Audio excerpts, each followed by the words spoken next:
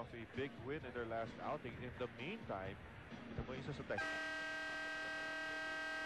Yap, with his TM3, hatid sa inyo ng bagong TM Discarte SIM, 30 pesos lang, may bagong diskarte ka na. And in their last outing, no, nakita pa nga natin, a lot of tough shots ang binitawan nitong si James Yap. That's what really separates him from being an ordinary player na being a great player. Dahil nga, the ability to hit yung mga tough shots. Alam mo naman, may hand na in the face, pero pumapasok pa rin. Actually, especially in the last 2 to 3 minutes of that ball game, everybody in the building knew it was going to be James Yap that was going to be taking the shot. Yung lahat ng nasa depensa, lahat ng nasa opensa, lahat ng fans, pero wala talaga makapigil dito kay King James. Eto, nagmintis ulit si Kirby Raimundo, continuing his struggle from the field. Pero nakaagaw na naman dito ang Pure Foods TJ Giants. We're still tied up 13. Subukan nilang pasagin yan. Ito ngayon si James Yap. Sumugod, tumapit, tumira, sobra.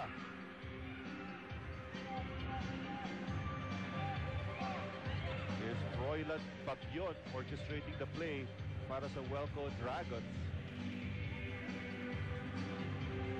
Go to Gaines. Gaines now. They move the ball around. Jody Vance. Very patient. So offense itong Welco. Almost a steal. And just in time, Jody Vance beating the shot clock. Jody Vance, excellent court awareness. Alam niyang paubos na yung shot clock because there was no clear possession by Pure Foods on that almost steal. Kaya naman minadali niya yung tira. Puts it off the glass for two.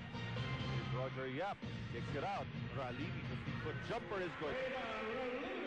That is going to be the 4th point in the ball game para dito kay Reda Ralini, pero nakadukot na rin siya ng 5 rebound.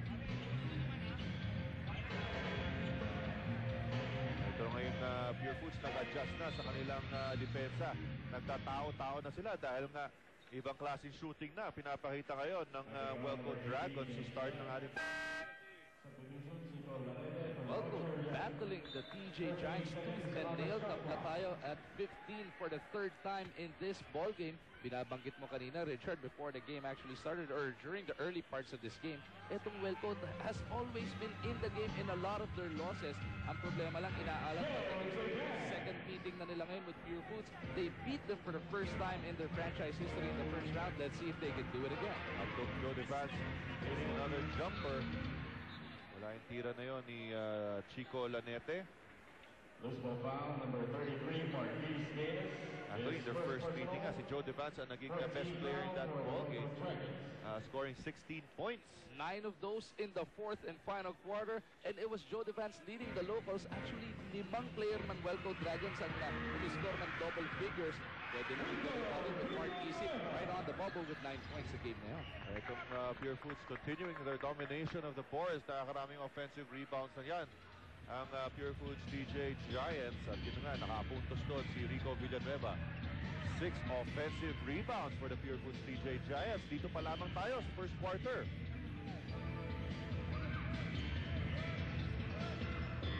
Corey Sandy given a screen by Marquis Gaines. Jody Vance drives baseline, floater, gets, goes. Did not get the friendly bounce. Yun.